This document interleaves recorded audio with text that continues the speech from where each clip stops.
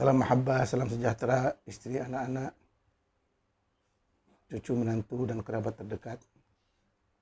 Mudah-mudahan semua dalam keadaan sehat.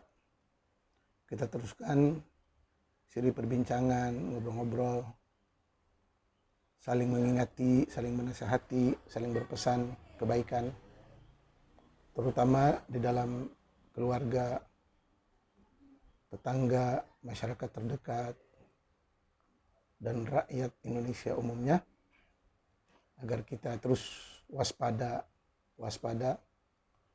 memandangkan NKRI yang begini luas. Telah ada di dalamnya berbagai agama, berbagai budaya, berbagai pahaman, berbagai aliran, dan itu sah-sah saja, lumrah kehidupan, sebab zaman terus maju, perkembangan ilmu dan pemikiran terus maju, perkembangan ilmu, pemikiran, dan kebudayaan terus saling mempengaruhi. Yang penting dari budaya, agama, pemikiran apapun yang ada di Indonesia bisa membentuk bangsa yang lebih maju, lebih hebat, lebih kuat, lebih berdaya saing, dan lebih menonjol hasil karyanya dalam semua bidang seperti ekonomi, politik, hubungan internasional, pertanian, teknologi, peternakan, industri, dan lain-lain. Jadi yang penting dari budaya dan agama yang ada di Indonesia ini bisa membentuk masyarakat dan bangsa yang penuh kasih sayang, saling mencintai, harmoni, saling bekerja sama sesuai dengan nilai-nilai Pancasila. Bersyukur dengan adanya payung besar yang bernama Pancasila, semua agama, terutama agama yang diakui negara, ada 5. Padahal dari yang 5 itu, secara sadar dan tidak disadari, telah lahir juga dan berkembang juga dan terus berkembang biak dari agama-agama ini, berbagai agama, berbagai pahaman, berbagai keyakinan, dan berbagai falsafah. Itu lumrah. Sebab manusia terus berubah, berkembang, maju. Yang penting semua agama, semua budaya bisa menciptakan bangsa yang maju, bangsa yang produktif, bangsa yang jelas prestasinya, terutama dalam kehidupan yang begini sengit kita bersaing dengan bangsa lain. Jadi mesti memastikan semua agama, semua ideologi, semua falsafah, semua budaya yang ada di dalam NKRI ini bisa membentuk bangsa dan rakyat Indonesia yang kuat, yang hebat, yang berkarya, yang saling mencintai, yang saling mendukung, bukan saling menyerang, saling membenci, saling menghina, saling menindas, dan sebagainya. Jadi pastikan semua pahaman agama ini bisa menjadikan rakyat kita hidup rukun, aman, damai, makmur, dan maju dalam semua bidang kehidupan yang penting. Seperti ekonomi yang sehat, politik yang sehat, industri yang sehat, perbankan yang sehat, investasi yang sehat, pertanian, peternakan, teknologi yang sehat, yang baik, yang bisa dibanggakan dalam pentas persaingan dunia, termasuk bidang olahraga. Mesti menjadikan agama-agama ini, fahaman-fahaman ini, budaya-budaya ini bisa mencipta generasi-generasi yang hebat, generasi-generasi yang bersaing, berdaya saing di dalam negeri dan juga di luar negeri.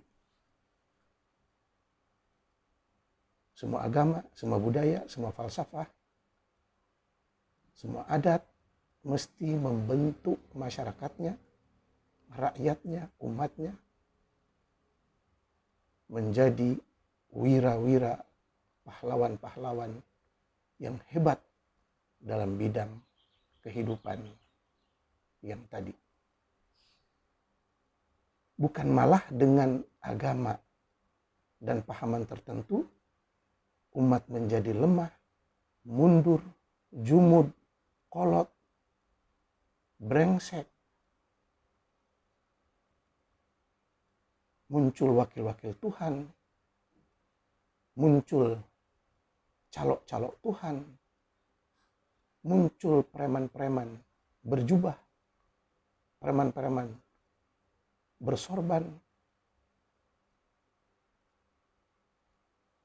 preman-preman yang mengatasnamakan agama, Tuhan, dan Nabi untuk menipu dan memperbodoh rakyat.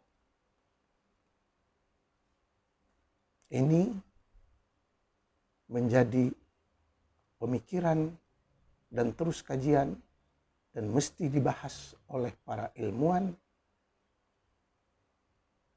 bagi menyadarkan masyarakat Indonesia. Apa juga agamanya?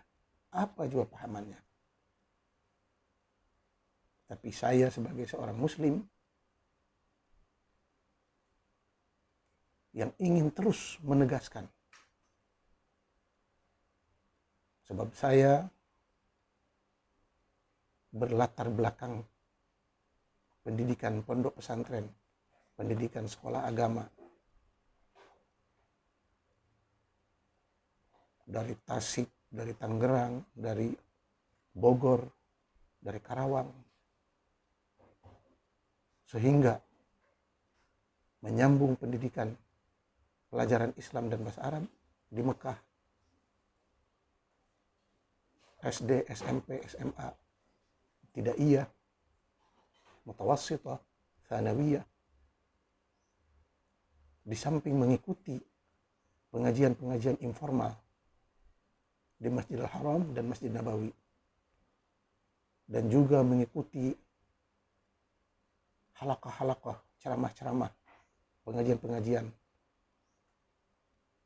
syekh-syekh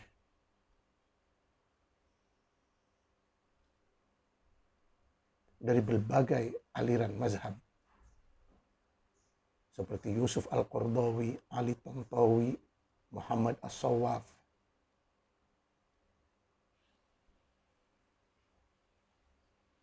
Muhammad Abduh, Jamaluddin Al-Afghani,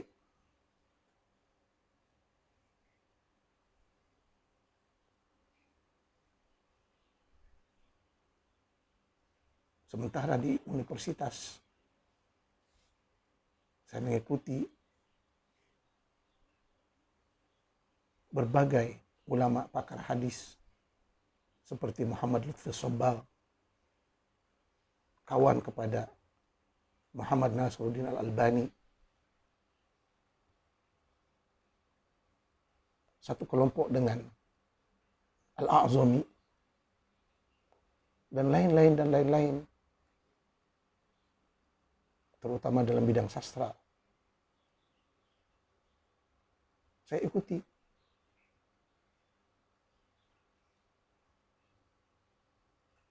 Membaca buku-buku sastra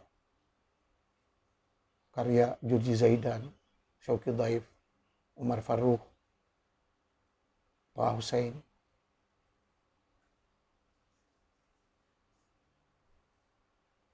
Al-Aqad, Al-Mazini, Taufik Al-Hakim. Belum lagi dengan pakar-pakar bahasa Ibrani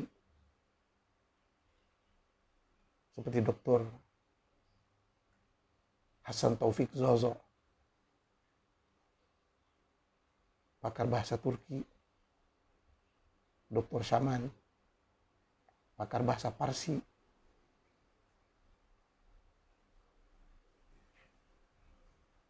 sebagai penguat kepada sastra Arab, dan lain-lain. Kemudian dalam bidang sastra juga, pada era Umawi, saya ambil terus dari Profesor Dr. Marzuq At-Tumbah. Belum lagi dalam kritikan sastra Dr. Al-Ghaifili, Balaghah,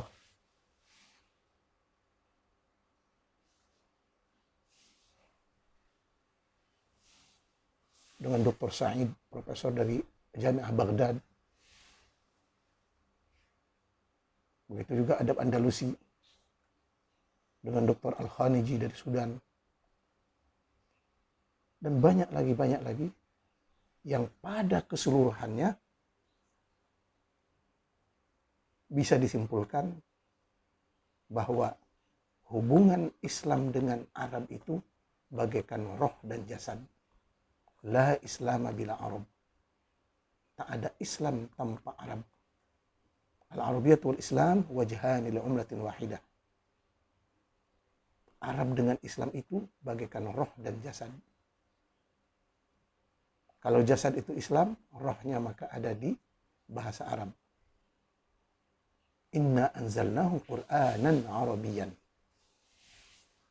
Kami turunkan Al-Quran dalam bahasa Arab, terutama Arab Quraisy.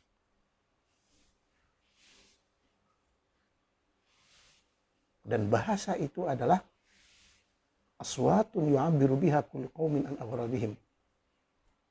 Suara yang diluahkan untuk menunjukkan keinginan kaum masing-masing. Jadi dalam bahasa itu ada sejarah, budaya, cita rasa, roh, arti kehidupan, makna kehidupan, falsafah kehidupan, adat budaya tiap-tiap bangsa. Jadi bukan sekedar lughah, bahasa yang luaran, tapi bahasa itu adalah riwayat hidup sebuah bangsa, jati diri kehidupan sebuah bangsa, bahasa jiwa bangsa. Inna anzalnahu Qur'anan Arabiyyan. Dalam Quran juga dinyatakan wa kadzalika anzalnahu hukman Arabiyyan. Begitulah hukum hakam Islam itu dari hukum hakam Arab, adat budaya Arab, uruf Arab, kearifan budaya Arab. Maka muncullah hari ini istilah fiqhul adah wa fiqhul ibadah. Memahami fiqih ibadah yang sebenarnya dan memahami fiqih kebudayaan Arab. Jangan sampai dicampur adukan. Dan ini tidak mudah. Melainkan kita memahami ilmu lughah wa fiqhul lughah al-Arabiyyah. Linguistik Arab dan juga filologi Arab. Jadi memahami Islam Tidak cukup dengan tidak cukup dengan hanya belajar syariah, usuluddin, dakwah, falsafah Islamiyah. Kalau tidak menguasai alat bahasa Arab seperti nahwu, sharaf, balaghah dengan pecahannya, bayan, badi, ma'ani, al-mantiqul arabi, mantik orang Arab, kalau ada mantik, al-arud, ini mesti dikuasai dengan berbagai baharnya yang 16. Kenapa? Sebab asy-syi'ru diwanul arab. Puisi adalah catatan sejarah bangsa Arab. Jadi kalau banyak penceramah-penceramah muslim, banyak penceramah-penceramah agama, terutama agama Islam, tapi tidak menguasai bahasa dan budaya Arab, al-thaqafah al-arabiyah wal adab al-arabi, dia hanya mempertontonkan kebodohannya. Hanya mempertontonkan kebodohannya.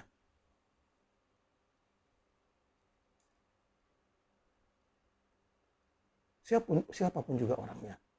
Baik dari Indonesia, ataupun dari India, ataupun dari Zimbabwe, ataupun dari bangsa Arab itu sendiri.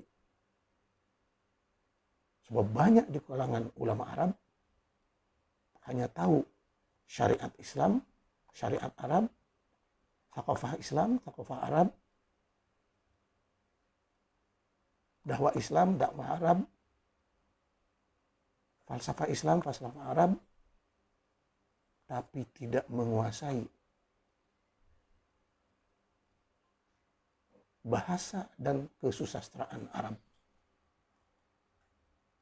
Bahasa dan kesusastraan Arab.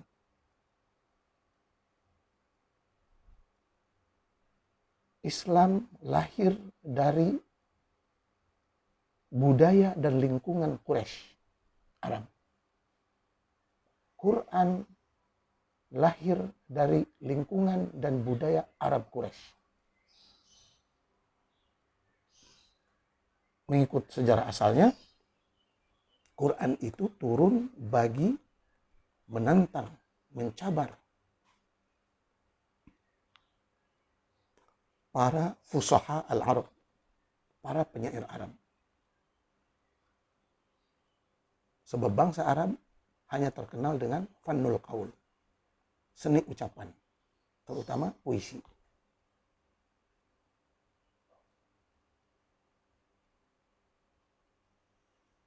Jadi orang yang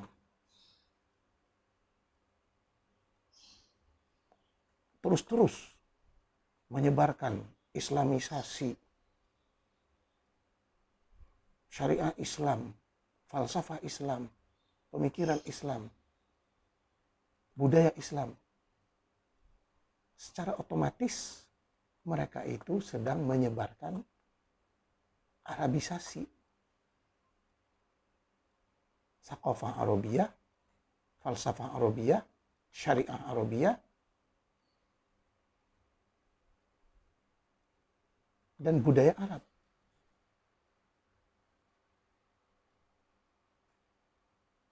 Ini yang patut, yang mesti dipahami. Islamisasi itu adalah Arabisasi. Tapi dalam Islamisasi yang ditekankan hanya syariah saja, undang-undang saja. Padahal kalau kita mengkaji tarikh al-adab al-arabi, sejarah peradaban Arab, sejarah kebudayaan Arab, mesti akan mengkaji dulu kehidupan-kehidupan sebelumnya, seperti al-hayat siyasiyah, al-hayat iqtisadiyah, al-hayat fikriyah, al-hayat diniyah, al-hayat ijtimaiyah, al-hayat iqtisadiyah, dan lain-lain dan lain-lain. Sebelum kita membedah puisi dan prosa Arab dengan berbagai temanya, cabang seninya, kita akan mengkaji terlebih dahulu tentang keadaan politik Arab, keadaan ekonomi bangsa Arab, keadaan pemikiran bangsa Arab, keadaan agama, politik, budaya bangsa Arab, dan sebagainya, dan sebagainya. Sebab puisi dan prosa Arab itu hanya menerjemahkan, hanya meluahkan keadaan-keadaan kehidupan tadi.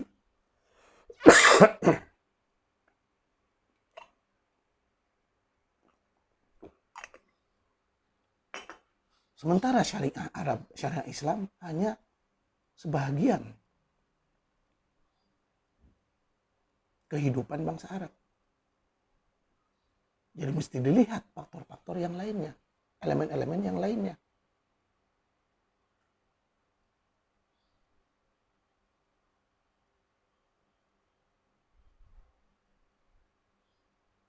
Itu sebabnya ceramah-ceramah Islam, ceramah-ceramah agama Islam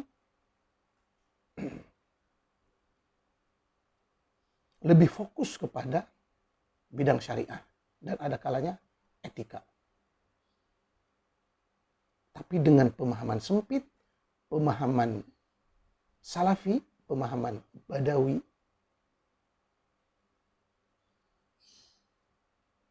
Arab padang pasir 1400 tahun ke belakang. Ini yang jadi masalah besar.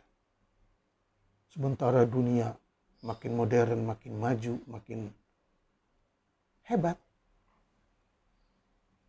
Tapi secara sadar dengan tidak sadar, suka dengan tidak suka, banyak agen-agen, wakil-wakil, franchise,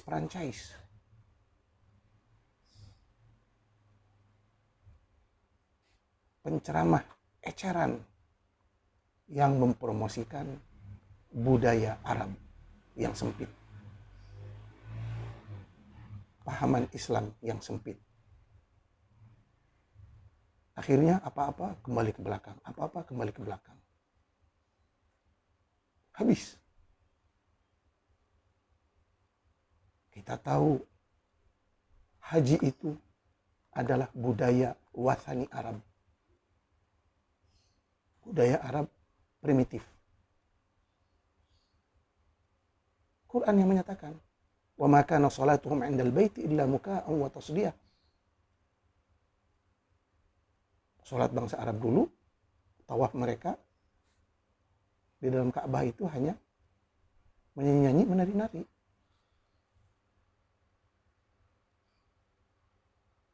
Sekarang kita teruskan, bahkan dengan gencar-gencarnya negara-negara Islam, terutama Indonesia, selalu menjadi juara terbanyak yang pergi haji, yang pergi umrah. Padahal sejarah kebudayaan Arab itu sendiri baru sekitar 1500 tahun.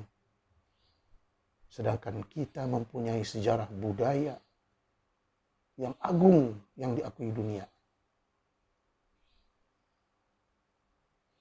Lebih dari 3000 tahun sebelum Masehi. Dan buktinya ada dan diakui dunia. Seperti Candi Borobudur, Prambanan, dan candi-candi yang lainnya. Kita sudah memiliki peradaban, kita sudah memiliki agama, undang-undang peraturan yang jauh lebih maju dari bangsa Arab. Dan semuanya mengatasnamakan Tuhan.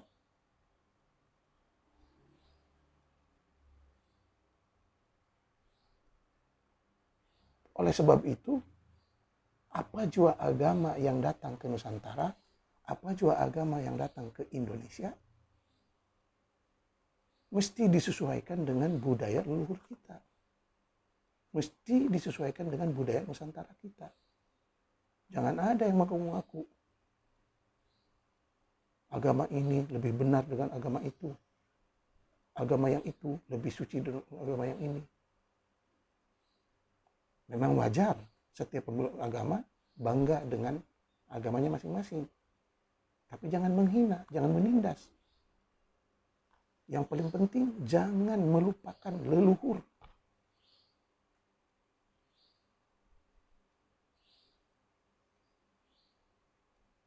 Sebab bangsa Arab yang asli sendiri mengatakan dinuna alihat, dinuna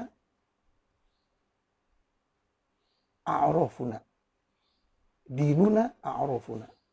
Agama kami adalah budaya leluhur kami. Wa alihatuna jududuna.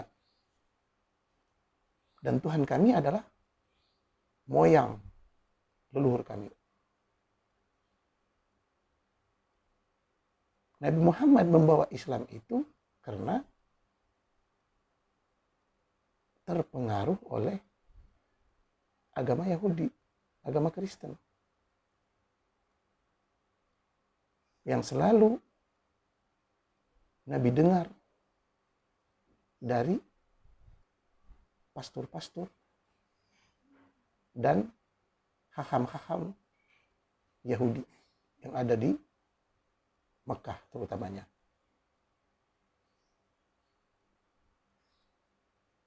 Bahkan nama Allah itu sendiri mula digunakan oleh orang Yahudi yang ada di Hijaz, Mekah tepatnya. Allah dari perkataan Elohim, yang mana pada pemikiran Yahudi Bani Israel terdahulu Elohim, Yahweh, Tuhan ini hanya untuk Bani Israel, tidak ada kaitannya dengan bangsa lain. Dan Yahweh ataupun Ifrit nar, Ifrit api, yang telah menjadikan Bani Israel sebaik-baik ciptaan, sebaik-baik umat.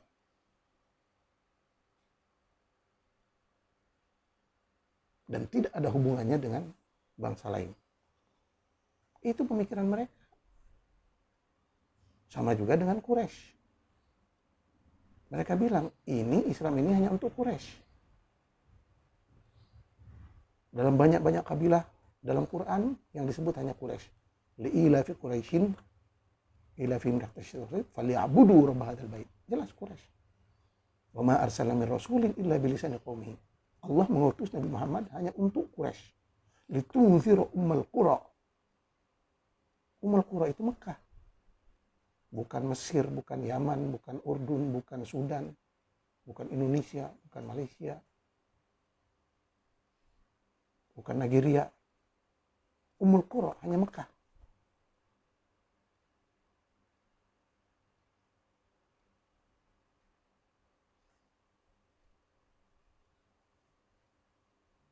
Litunzira qaumam ma unzira abahum fa hum ghafilun.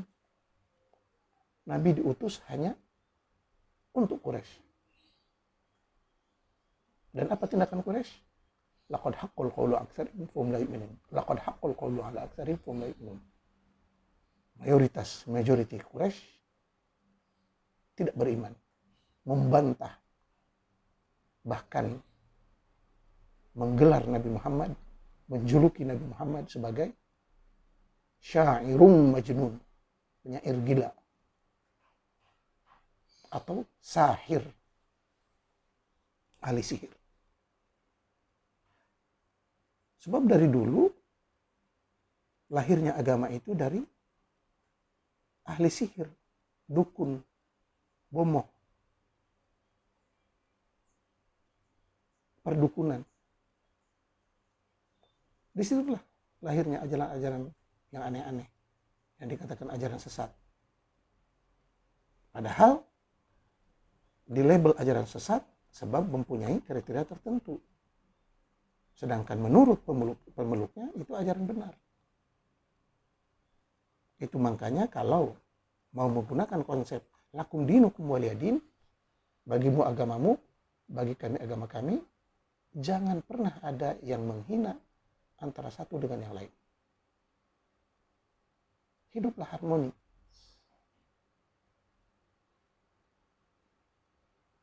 Sekarang kalau kita lihat di Indonesia terutamanya, suara masjid sangat-sangat meresahkan. Azan dengan laungan suara yang keras 5 kali sehari.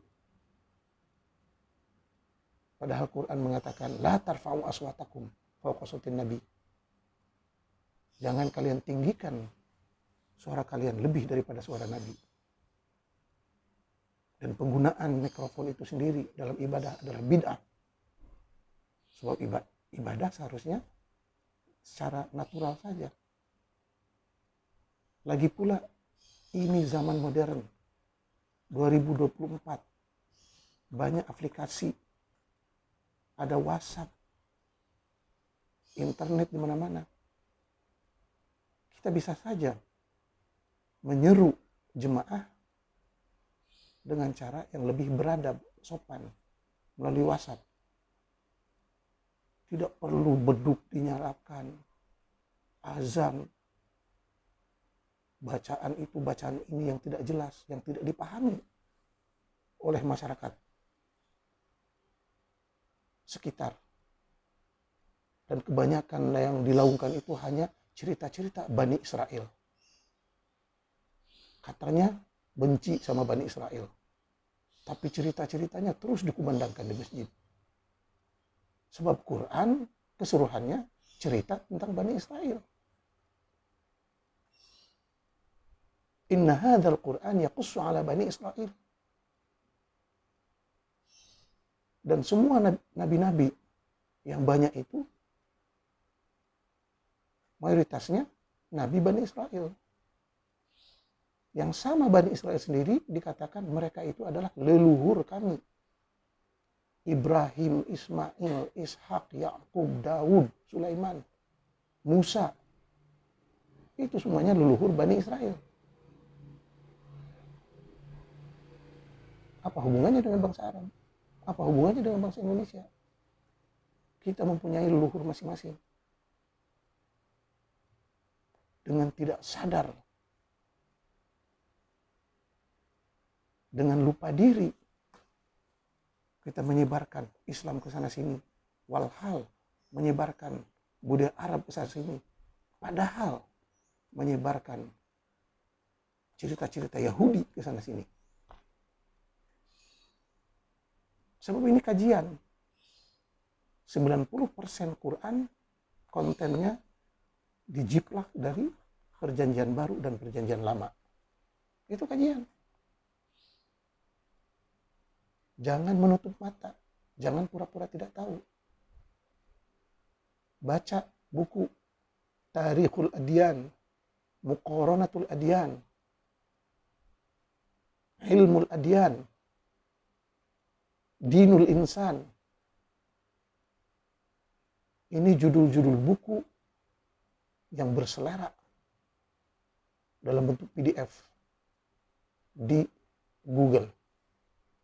Cari, baca, kaji.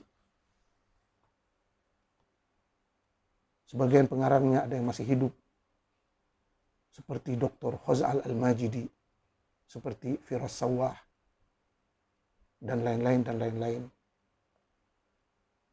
Yang mana para ilmuwan dan para peneliti ini telah pun dikafir-kafirkan, difasik-fasikan, dicapnya sebagai mulhid, ateis, dan macam-macam oleh ulama-ulama syariah, ulama-ulama salafi, ulama-ulama yang kononnya mengaku ulama,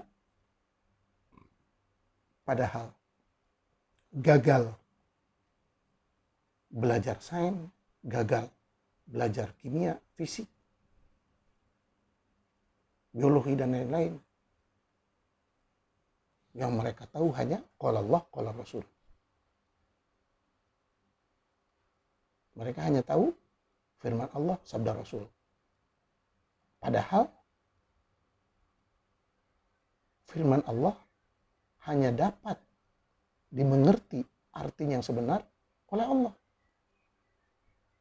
Begitu juga yang mengenal, yang mengetahui sabda Rasul, ya hanya Rasul. Yang ada hari ini adalah tafsiran-tafsiran Quran dan syarahan-syarahan hadis oleh berbagai ulama. Terutama ulama Syiah dari Parsi, ulama Sunni dari bangsa Parsi juga, India, Afghanistan, Pakistan. Yang tidak ada hubungannya dengan bangsa Arab. Kan aneh. Ini perlu menjadi renungan terus. Para pengkaji sejarah agama, sejarah budaya, sejarah peradaban Islam. Buka minda. Dengan adanya Google, dengan adanya internet, dengan adanya YouTube, Facebook. Jutaan terima kasih kepada para pencipta ini. Dan inilah manusia-manusia yang mesti dihormati, disanjung, diidolakan. Bukan malah makhluk-makhluk bersorban, tengi, berbaju putih datang dari padang pasir yang tidak jelas karyanya. Dan itu yang terus disanjung, disembah. Sedangkan kita kalau mau maju, pintar, mesti meniru bangsa maju dan pintar. Sesuai dengan pepatah, al-mar'u ala dini khalilih. Falyanzur man yukhalil. Seseorang itu selalu mengikut akhlak dan budaya kawannya. Al-mar'u ala dini khalilih. Oleh itu, pilih siapa khalil kita, siapa kawan kita. Kita berkawan dengan bangsa yang maju, akan maju. Kita berkawan dengan bangsa yang pintar, akan pintar. Kita berkawan dengan bangsa yang maju dalam teknologi, pertanian, ilmu, sains. Kita akan maju. Tapi berkawan dengan orang Badawi padang pasir, ya jadi Badawi padang pasir. Untung tidak jadi dob, binatang padang pasir. Sampai ada di kalangan ustadz kita yang percaya bahwa baulul ba'ir itu obat. Kencing unta itu obat. Padahal kajian menunjukkan bahwa penyakit dan virus dalam baulul ba'ir itu sangat-sangat membahayakan.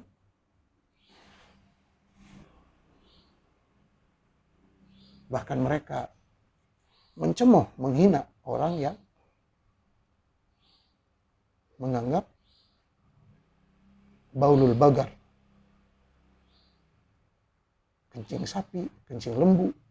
Ada juga orang yang mempercayai kencing sapi, kencing lembu itu obat.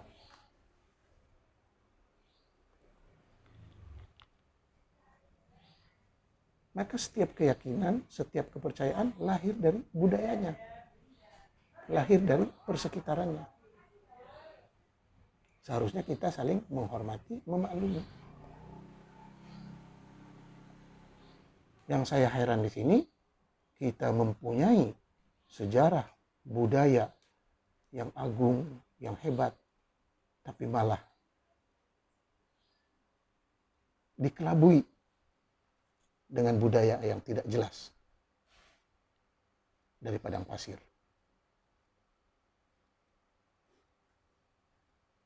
Kalau itu keyakinannya,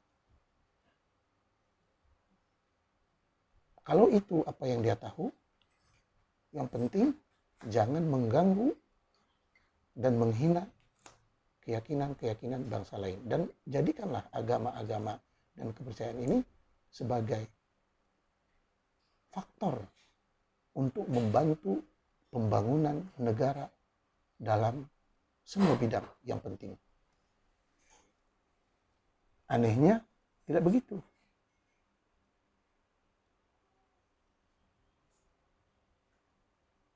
Yang kita saksikan terutama di Indonesia, agama Islam yang menganut agama Islam dengan berbagai cabangnya, Syiah, Sunni, Ahmadiyah, Batiniyah, Tarekah, Tasawuf, dan lain-lain, Salafi, yang mana di Saudi sendiri Salafi itu telah berpecah kepada banyak aliran. Ada Salafi sekuler, Salafi ilmi, Salafi jami, Salafi madkhali, dan itu telah masuk kepada berbagai sendi-sendi kehidupan, berbagai partai, berbagai aliran. Sebab ini lumrah kehidupan. Yang penting berlainan agama, berlainan mazhab, berlainan budaya, berlainan akidah dan lain-lain, bangsa, bahasa, supaya kita menjalin hubungan ta'aruf. Wa ja'alnakum syu'uban wa qabaila lita'arufu. Cara ta'aruf itu berbagai. Pernikahan, perdagangan, transmigrasi, pertukaran itu dan ini. Bayangkan kalau para ilmuwan ateis itu yang menciptakan pesawat, kapal, internet, HP, dan lain-lain. Mereka berkata, ini hanya untuk kelompok kami saja.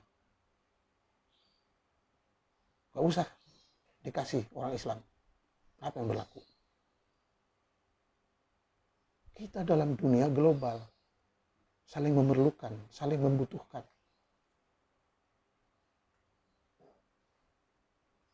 Muncul isu muqata'ah, boikot. Apa yang mau diboikot? Quran itu sendiri produk Yahudi, mau diboikot. Benci Yahudi, tapi nama Muslim Ibrahim, Muslim Musa, Muslim Sulaiman, Muslim Daud. Nama-nama Sulaiman, Daud, Ismail itu nama Yahudi. Jibril, Israel, Ismail itu nama Yahudi, bukan nama Arab. Allah pun, Allah, Elohim, nama Yahudi, orang Yahudi yang buat. Baca sejarah agama. Makanya kalau tidak tahu sejarah kebudayaan manusia, sejarah agama, sejarah perbandingan agama, penceramah-penceramah agama ini sedang mempertontonkan kebodohannya.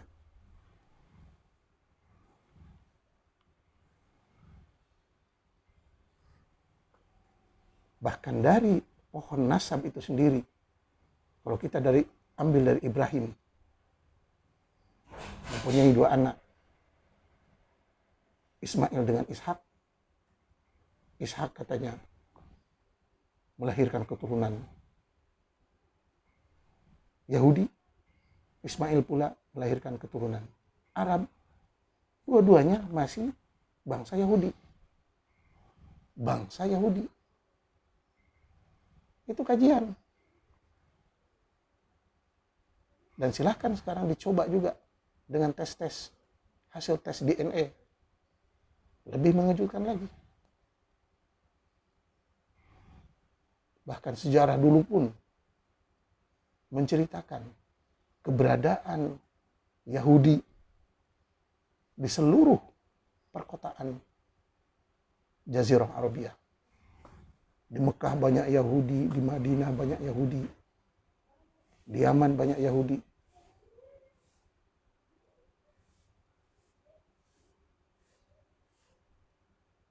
Makanya bangsa Yahudi, Bani Israel, tidak segan-segan mengklaim bahwa dunia ini hanya untuk mereka.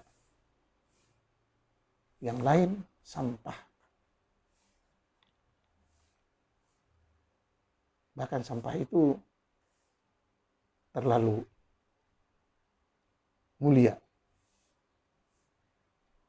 Orang Yahudi mengatakan bangsa bukan Yahudi, bangsa bukan Bani Israel adalah ajnabi, junub, kotor, najis. Sama juga yang ada dalam Al-Quran yang mengatakan innamal musyrikuna najas. Orang musyrik itu najis. Itu pahaman diambil dari pahaman Yahudi. Maka orang Islam dimanapun secara tidak sadar, suka tidak suka, dia adalah sedang mengamalkan ajaran Yahudi.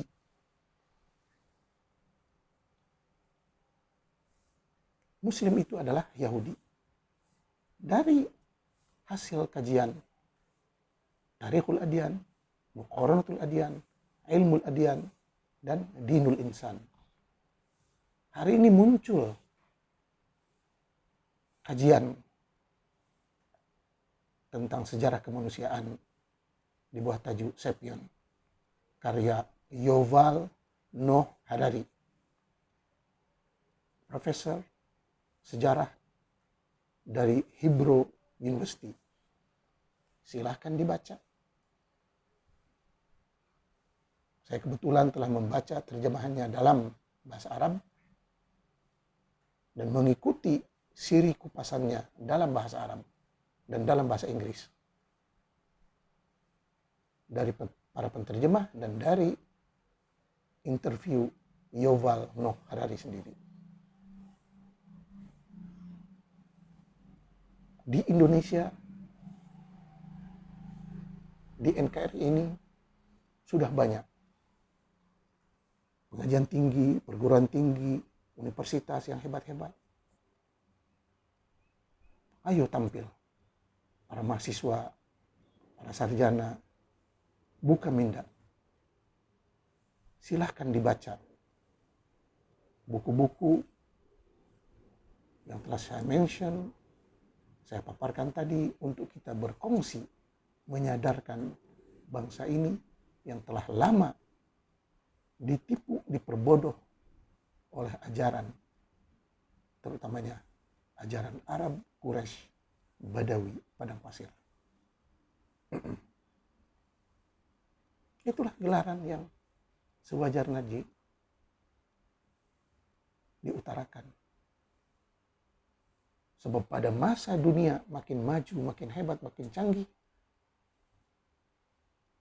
kita lihat amalan-amalan bangsa Indonesia, baik di kampung-kampung ataupun di universitas, masih bahkan sampai ke kementerian-kementerian, masih dipengaruhi oleh budaya Arab, Badawi, Padang Pasir. Bahkan mereka, terutama yang beragama Islam, terus mereka cerita, membuat-buat cerita, membuat-buat kebohongan Nabi Muhammad itu dan ini, dengan riwayat hadis yang tidak jelas. Padahal kita tahu dalam pencatatan sejarah itu sendiri, cerita Nabi baru ditulis oleh Ibnu Ishaq dan kemudian oleh Ibnu Hisham sekitar 150 tahun setelah kematian Nabi. Sirah Nabi, sirah Rasul yang lebih menyerupai ataupun copy paste dan duplikat dari cerita Nabi Isa, dari cerita Zarathustra.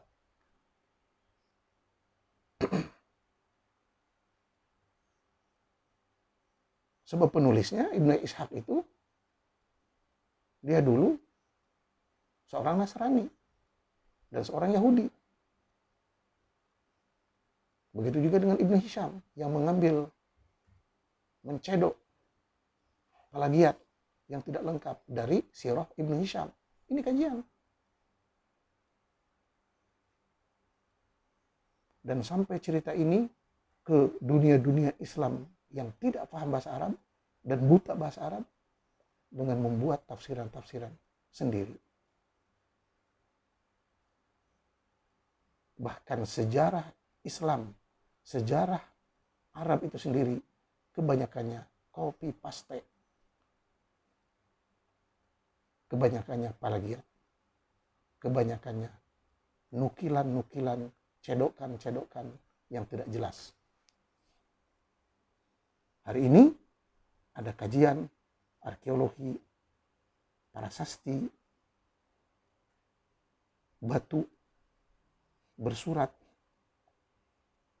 manuskrip, dan setiap huruf, setiap manuskrip pun dikaji. Bilakah, kapankah tulisan ini lahir? Seperti tulisan yang dibangga-banggakan oleh Daesh, yang katanya tentara Islam, bendera hitam, Ar-Raya Sauda, dengan menampilkan tulisan Allah Rasul Muhammad. Jadi Allah utusan Muhammad. Dan itu nyatanya hari ini. Manusia Islam, manusia Muslim di mana-mana lebih mendewakan Muhammad daripada Allah. Lebih menyembah Muhammad daripada Allah.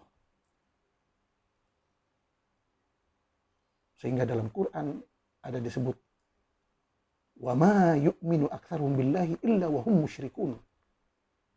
Kebanyakan orang yang beriman pada Allah itu pada hakikatnya dia musyrik, mensekutukan. Ini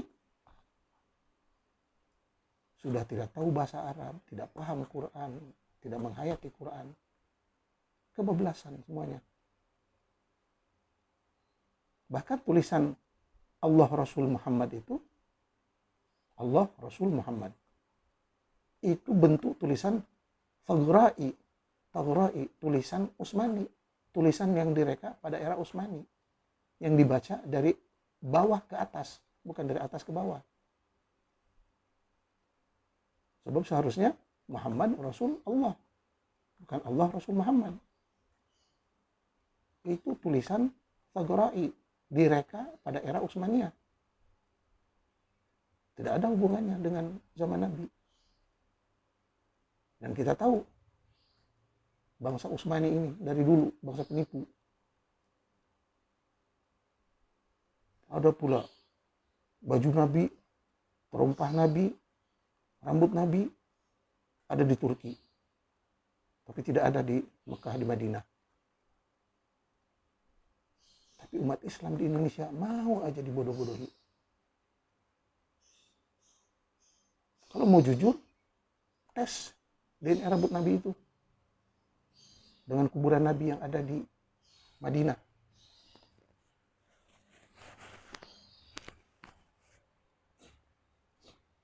Ada sebuah hadis yang mengatakan jasad para nabi tidak akan dimakan tanah. Jasad para nabi yang mati tidak akan dimakan tanah. Buktikan hadis itu betul atau tidak. Nyatanya hari ini semua para nabi yang 25 itu tidak terbukti mana kuburannya. Bahkan kalau mau dikaji, digali, dihalang-halangi. Sebab ketakutan kalau penipuannya itu terbongkar. Kajian sains tidak main-main. Kajian yang berasaskan kepada keraguan. Maka ada pepatah yang mengatakan al-alamu yataqaddamu bisyak wa la yataqaddamu bil yaqin. Dunia akan maju dengan rasa keraguan, bukan dengan rasa yakin seperti agama. Lihat Tidak yakin dengan kehebatan HP pertama, dibuat lagi HP yang terbaik. Terus. Tidak yakin dengan ciptaan mobil pertama, dibuat lagi mobil yang lebih canggih. Begitulah terus sains. Dalam bidang perobatan dan bidang lain-lain. Tapi agama hanya qanaah, kepuasan masing-masing. Ya sudah. Tidak bisa dibuktikan dalam bentuk sains. Tidak ada. Kita baca hari-hari. Khalaqallahu samawati wal ard. Terus itu diulang-ulang. Allah menciptakan langit dan bumi. Langit dan bumi. Padahal dalam sains tidak ada istilah langit. Yang ada angkasa lepas. Ruangan lepas. Langit kita tidak tahu di mana. Terus yang disebut hanya as-samawati wal ard. Bumi. Bumi itu hanya sebiji pasir di padang pasir yang luas berbanding dengan planet-planet yang lain. Hari ini telah dibuktikan oleh penemuan teleskop James Webb. Silahkan. Orang yang suka sains, pencipta sains, orang yang suka sains, penemuan sains, bidang sains, lihat apa yang ditemukan oleh teleskop James Webb yang membuka rahasia alam semesta dengan jarak jutaan tahun sinar. Tapi kalau itu sampai ke orang-orang yang mabuk agama, udah tidak percaya, bid'ah, mustahil. Hanya itu yang dikeluarkan. Makanya semua agama kebanyakannya diddul ilm. Semua agama itu memerangi ilmu. Semua agama itu musuh kepada sains dan teknologi. Bagaimana kita mau maju? Sedangkan mukjizat yang sedang dipertontonkan hari ini adalah mukjizat akal manusia. Mukjizat sains dan teknologi. Kapal terbang, kapal raksasa berlayar, kecanggihan roket, bom nuklir,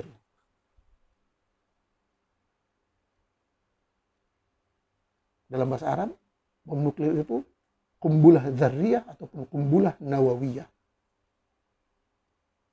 Kumbulah nawawiyah. Mau orang Salafi bangga, kita mempunyai Imam Nawawi. Orang saintis nuklir. Ini Imam Nawawi. Yang mengarang cerita-cerita dan dongeng-dongeng yang tidak jelas. Yang meracuni pemikiran manusia. Di negara Arab, semua ini terus dibincang, dikupas. Dan coba membersihkan akal-akal bangsa Arab yang telah lama dibodohi, dirasuki oleh ajaran-ajaran agama yang tidak jelas. Banyak usaha yang coba menjadikan agama ini rasional. Rasionalisasi agama. Sebab kalau kita baca betul-betul, taklif dan beban ibadah yang diletakkan kepada manusia itu mesti manusia yang aqil, baligh, mumayyaz. Orang berakal sehat, dewasa, dan boleh membedakan yang baik dengan yang buruk. Jadi agama yang sebenar itu tidak bertentangan dengan logika, tidak bertentangan dengan sains dan mantik. Tapi agama yang menurut pemahaman akal yang waras. Tapi kalau dongeng-dongeng khurafat, tahayul, mitos yang dipaksakan dalam ajaran agama, sedangkan bangsa yang berakal, yang lain menganggapnya itu sebagai cerita dongeng, hiburan. Orang Islam terutamanya menganggapnya sebagai wahyu ilahi yang wajib diyakini. Kalau tidak, murtad. Contoh, dongeng Isra Mi'raj. Dalam peristiwa, dalam Quran itu sendiri dinyatakan bahwa itu cuman mimpi. Isra Mi'raj. Nabi malam-malam naik buruk, binatang seperti kuda, bersayap. Dan bangsa lain pun ada juga yang berkeyakinan begitu, manusia terbang. Di dalam Quran sendiri dibantah. Dan Nabi sendiri menyatakan bahwa itu ru'ya. Wa ma ja'alna ru'ya allati arainaka illa fitnatan. Baca ayat itu. Wa ma ja'alna ru'ya. Di Arab tidak diperingati Isra Mi'raj, terutama di Saudi. Tapi negara Islam yang katanya sudah maju, sudah modern, sudah canggih teknologinya, masih percaya Nabi Muhammad terbang ke langit dengan menggunakan binatang bersayap. Mana ada? Dan sistem apa yang dia gunakan? Ini mesti kita coba merasionalkan lagi pahaman-pahaman agama sesuai dengan kemajuan zaman. Kalau tidak, kita akan terus ditarik-tarik ke belakang 1400 tahun mundur ke belakang. Yang dipanggil dengan ar-raj'iyah diniyah, ar-raj'iyah al-badawiyah. Kemunduran agama dan kemunduran Arab Badawi padang pasir 1400 tahun ke belakang. Dan nampak pada amalan hariannya. Wanita ditutup, lelaki berjenggot dengan kain cingkrang, pegang HP, naik mobil. Katanya salafi, tapi masih menggunakan alat-alat canggih modern. Kalau salafi pakai onta. Kalau pakai niqab, duduk di padang pasir. Itu yang sesuai. Sesuai dengan ayat Quran. Hurum maksuratun fil khiyam. Bidadari yang tinggal di kemah, di padang pasir. Silahkan.